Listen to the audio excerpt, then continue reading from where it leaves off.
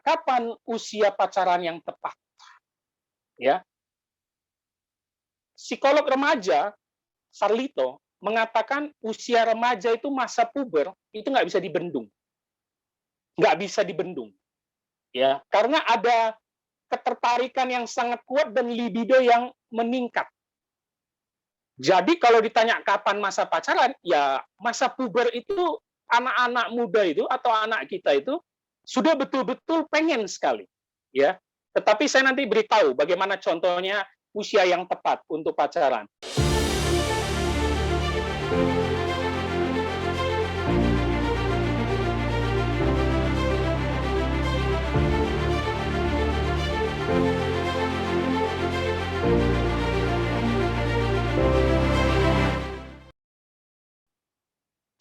Kapan usia pacaran yang tepat?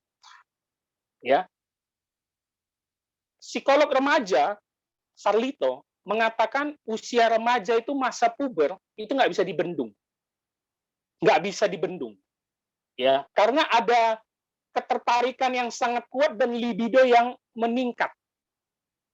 Jadi kalau ditanya kapan masa pacaran, ya masa puber itu anak-anak muda itu atau anak kita itu sudah betul-betul pengen sekali, ya. Tetapi saya nanti beritahu bagaimana contohnya usia yang tepat untuk pacaran.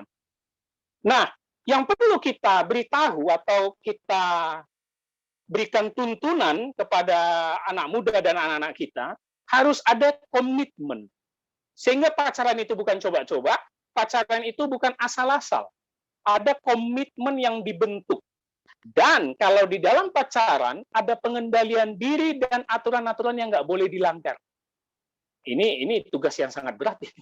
Ya, tidak melakukan sentuhan-sentuhan yang merangsang seksual. Ini kan berat ya, karena anak kita atau anak-anak muda ini nggak bisa diawasi 24 jam.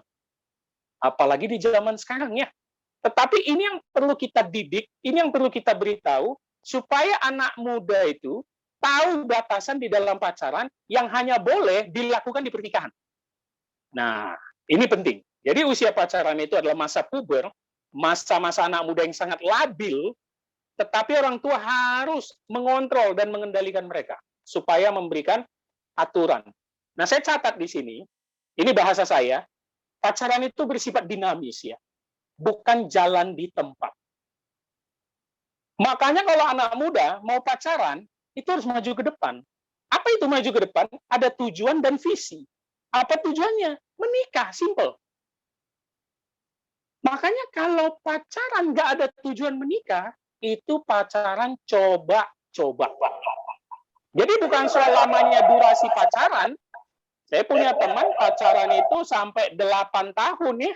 Itu kalau udah kredit mobil udah lunas itu. 8 tahun nggak jelas mau dibawa kemana itu. Ya kan? Bukan soal durasinya, tetapi harus maju ke depan. Nah, terutama untuk rekan-rekan perempuan, ini perlu dipertanyakan sebelum pacaran. Kamu mau nembak aku, jadikan aku pacar, tujuannya apa? Karena aku suka kamu, aku pengen berdua sama kamu. Enggak, bukan itu. Tujuan, itu perasaanmu. Ya. Tujuanmu apa? Ingin hidup berdua denganmu, berarti apa itu? Menikah. Kalau dia bilang, jalani saja dulu, Dek. Kita lihat bagaimana air mengalir. Gitu. Jalani saja dulu, Dek. Bagus jangan mau. Bagus jangan mau, itu nggak jelas. Itu nggak jelas. Harus ada tujuan. Ya. Contoh nih, nah ini kita contoh nih ya. Anak kita mengaku pacaran di sekolah. Usianya 17 tahun nih. Apakah kita izinkan? Nah, saya yakin ada orang tua yang mengizinkan, ada juga yang enggak. Karena merasa sudah 17 tahun ya, dewasa ya. Tetapi yang perlu kita pertanyakan bukan soal izin nggak izin. Apa tujuanmu pacaran di usia 17 tahun? Kalau dia bilang, Ma, aku mau menikah di umur berapa, nak? Aku punya impian itu menikah di umur 25, Ma. Sekarang umurmu 17, menikahmu 25, 8 tahun yakin bertahan pacaran. Nah, sehingga anak kita yang mendengar itu mikir, iya juga ya. Jangan sampai usia 17 tahun, satu gagal, ganti lagi. Usia 18 tahun, pacarmu beda lagi. Usia 20 tahun, pacarmu beda lagi. Usia 23 tahun, pacarmu beda lagi. Usia 28, ternyata kau baru menikah. Sekali lagi saya katakan, yang paling dirugikan adalah anak perempuan. Teman-teman muda perempuan, itu paling dirugikan.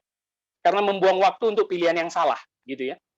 Jadi, bukan soal usia, tetapi apa tujuanmu menikah nanti di usia berapa, gitu loh. Misalnya perempuan normalnya kalau budaya Indonesia ya 23 juga udah bisa menikah ya. 22, 23 perempuan juga udah bisa menikah. Laki-laki 25 ke atas, 26. Berarti pacaran yang baik 1-2 tahun cukup. 3 tahun maksimal cukup. Ya udah mulai saja nanti umur 20, tetapi langsung katakan, kita 23 nikah ya. Nikah. Berarti 3 tahun mengisi pacaran bukan hahaha, bukan jalan ke mall nonton, bukan hanya main-main, ada yang dipersiapkan. Mempersiapkan secara rohani, mempersiapkan secara finansial, semakin mengenal keluarga. Kenapa? Tujuannya menikah. Ini penting. Ini penting. Jadi bukan soal usianya. Jadi kita harus lihat tujuan ke depannya itu menikah atau enggak. Tetapi kalau orang tua hanya mau mengizinkan, ya udah nak, coba aja sih itu pacaran, nggak apa-apa, biar kau tahu rasanya. Ya saya nggak tahu juga ya, namanya orang tua beda-beda kan ya. Tetapi pentingnya kita harus tahu tujuannya apa dan kenapa kau pacaran. Harus ada alasan yang jelas di situ, Bapak Ibu Saudara. Sekali lagi saya katakan pacaran itu dinamis. Dinamis itu berjalan terus ke depan dan tujuannya pasti pernikahan. Oke? Nah, tentu di dalam masa pacaran menuju pernikahan, bahkan tunangan pun, ada kasus-kasus, ya, kasuistik yang tidak kita inginkan, akhirnya membuat hubungan berakhir. Itu nanti kita bahas di pertanyaan-pertanyaannya, karena saya fokusnya di sini pacaran dan pernikahan saja. Tetapi kalau memang udah serius pacaran, maka maju ke depan, menuju pernikahan. Oke. Nah, ini yang jarang kita lakukan ya. Orang tua perlu memberikan pembelajaran mengenai masa muda sampai kepada hal-hal mengenai seks. Ya, kita tahu di Indonesia kalau udah ngomong seks itu agak sedikit tabu gitu ya. Apalagi kalau ngomong ke anak sendiri gitu ya. Padahal anak muda sendiri sudah mengetahui tanpa diajari. Jadi saya rasa di zaman sekarang anak muda itu harus memahami omongan seks dari orang tuanya. Jangan sampai dia nyari sendiri gitu loh. Berarti kita harus mengontrolnya dengan sangat ketat. Jadi, nak, kau kalau mau pacaran bagus usia segini. Nak, kalau kau mau menikah bagus ya usia segini. Nah, nanti kau berkeluarga begini, sampai begini, begini. Itu yang harus kita bicarakan. Perlulah sedikit ada pembelajaran mengenai hal-hal di masa muda sampai kepada seks. Nah, itu sangat penting di dalam usia-usia pacaran. Nah, itu tentang pendapat-pendapat umum dan ilmiah tentang pacaran. Saya memberikan pesan praktis nih dalam pacaran nih untuk anak muda dan Bapak Ibu Saudara ya. Yang pertama nih, saya rasa di sini semua setuju. Orang tua itu harus menilai rohani dan jasmani calon pacar atau pacar anaknya. Betul ya? Kita kan nggak mau juga ya anak kita ini pacaran sama yang nggak jelas asal-usulnya ya. Nggak jelas bagaimana ibadahnya. Nggak jelas bagaimana latar belakangnya. Harus menilai rohani dan jasmani. Sekali lagi saya katakan, kalau anak muda menjawab, yang penting aku cinta, itu hanya perasaan sesaat. Saya paling tidak percaya dengan kalimat, yang penting aku cinta. Enggak. Orang tua harus bisa membimbing anaknya dan menilai calon pacarnya. Nah, kalau ini pesan yang sedikit radikal nih, sedikit ekstrim nih dari saya.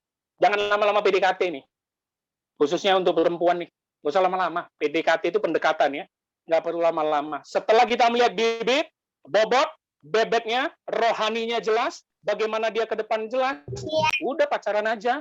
Pacaran aja. Saya mau katakan pacaran aja langsung. Kenapa? PDKT itu banyak palsunya. Benar ya? Apalagi cowok. Dia kalau mau mendapati seorang cewek di dalam PDKT, apapun yang adik minta, abang pasti lakukan. Tidak akan pernah kelihatan keburukannya di dalam PDKT. Keburukannya sedikit terlihat nanti di masa pacaran, keburukannya betul-betul terlihat di masa pernikahan. Jadi nggak usah lama-lama PDKT ya. Lihat aja bagaimana orangnya, mantap, langsung mainkan, hajar terus, pacaran. Nah, ini pesan tuh anak muda, kalau masih pacaran, banyaklah dengarkan orang tuamu. Jangan pacarmu. Ya, ini anak-anak muda ini di masa puber dan labilnya, kalau sedikit aja pacarnya disenggol, diomong yang nggak enak, bisa nggak omongan sama mama bapaknya. Padahal baru kenal seminggu, 2 minggu, gitu ya. Jangan kita ngambek, kita lawan orang tua, masuk kamar kita banting pintu. Janganlah. Pacaran banyaklah dengar orang tua. Kenapa? Yang lebih mengenal engkau di rumah, mulai dari engkau kecil, itu bapak mama, bukan pacarmu. Jadi dengarkan orang tua. Tapi ada yang nanya juga, Pak, kalau calon ini udah mantap, tetapi memang mama bapakku nggak setuju, hanya gara-gara masalah yang nggak jelas. Kalau itu kasus lain, itu perjuangkanlah, gitu ya. Perjuangkanlah dan bawa dalam doa lah supaya disetujui, gitu ya. Tetapi yang paling penting dengarkanlah orang tua. Nah, anak-anak muda juga harus paham pacaran itu mendewasakan. Kenapa? Karena tujuannya nikah, bukan merusak. Begitu dia pacaran malas kerjain tugas, gitu ya.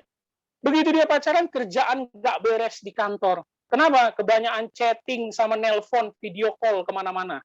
Begitu pacaran jam tidurnya semakin berkurang, gitu ya.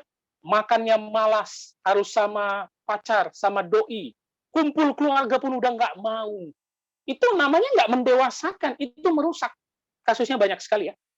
Bahwa ketika pacaran, hidupnya makin berantakan, gitu ya. Diajak yang aneh-aneh, free sex, gitu ya. Jadi orang tua pun harus betul-betul melihat dan membimbing setelah menilai tadi calon pacar tersebut. Nah, ini nggak usah terlalu dituruti, tapi ini versi saya. Jangan LDR diusahakan, jangan. Ini versi saya ya, diusahakan ya, bukan keharusan ya. Jangan LDR. Dan ini bagian dari orang-orang yang saya konseling juga, anak-anak muda. LDR itu 85% pasti tidak berhasil, 14% pasti gagal. Jadi 1% doang kemungkinan berhasil.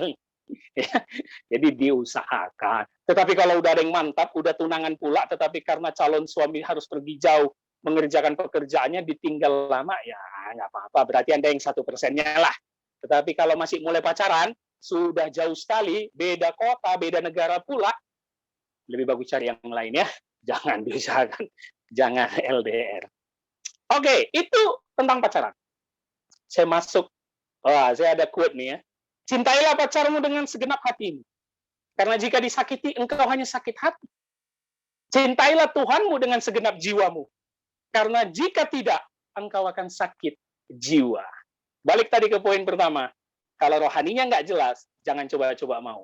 Bukan hanya butuh jasmaninya, bukan hanya butuh pekerjaan atau uangnya, tetapi bagaimana rohaninya, ibadahnya kepada Tuhan. Ya, kalau kita patah hati, ya sakit hati ya.